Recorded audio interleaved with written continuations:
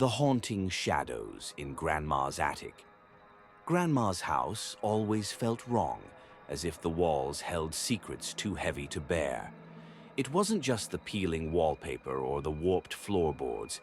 It was the air itself, thick and suffocating, as though the house was alive. As a child, I was warned never to go into the attic. "That place isn't for you," Grandma would say, her voice trembling.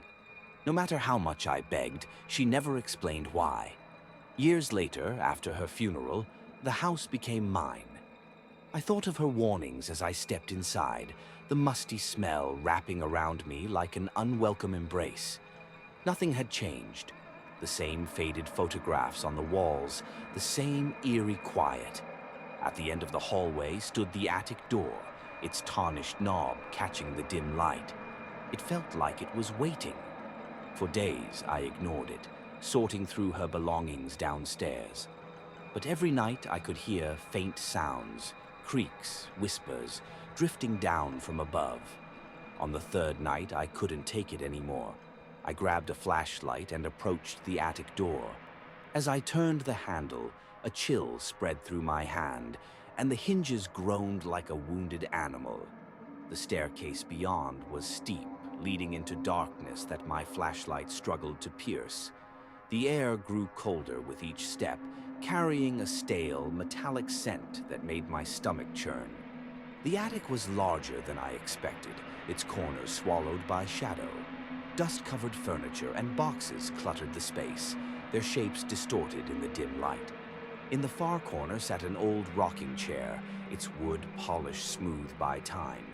It swayed gently, though the air was still. I told myself it was the house settling, but the knot in my stomach tightened. I moved closer, my footsteps muffled by the thick layer of dust.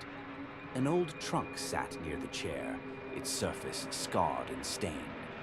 When I pried it open, the smell of decay hit me, sharp and nauseating. Inside were photographs and a journal, both yellowed with age. The photos showed Grandma when she was young, standing in front of the house with a man I didn't recognize. His face was blurred in every picture, like a smudge that no camera could fix. The journal was worse. Her entries began innocently enough, notes about the weather, visitors, but as the pages went on, her handwriting became frantic. "He watches me. I hear him in the attic at night, pacing. The chair creaks even when no one is there.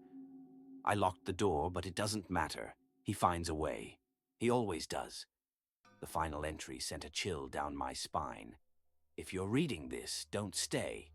He wants more." A loud thud shattered the silence, and I jumped, dropping the journal.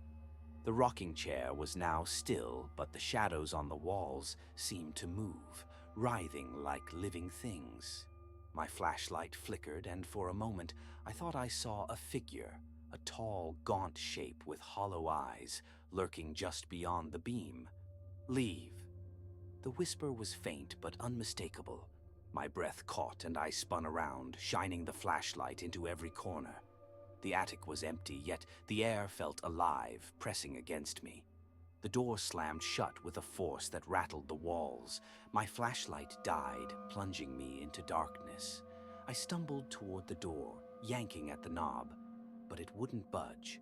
Behind me, the shadows began to shift, pooling together, forming twisted shapes. They moved like puppets with broken strings, their limbs unnaturally long and bent. "Why didn't you listen?" The voice was Grandma's, but distorted, dripping with malice. The shadows surged forward, their cold, claw-like fingers brushing against my skin. I screamed, but the sound was swallowed by the oppressive dark. The attic warped around me, the walls bending and twisting. The shadows closed in, their eyeless faces inches from mine. Whispers filled the air, overlapping into a deafening cacophony. "Stay, stay, stay." I don't remember how I escaped. When I woke, I was lying on the lawn, the attic window glaring down at me like a malevolent eye. My arms were covered in scratches, my clothes torn, but I was alive. I sold the house the next day, leaving everything behind. But the shadows didn't stay in the attic. They followed me, lingering in the corners of every room, watching from the edges of my dreams. Grandma had warned me, but I didn't listen. Now it's too late.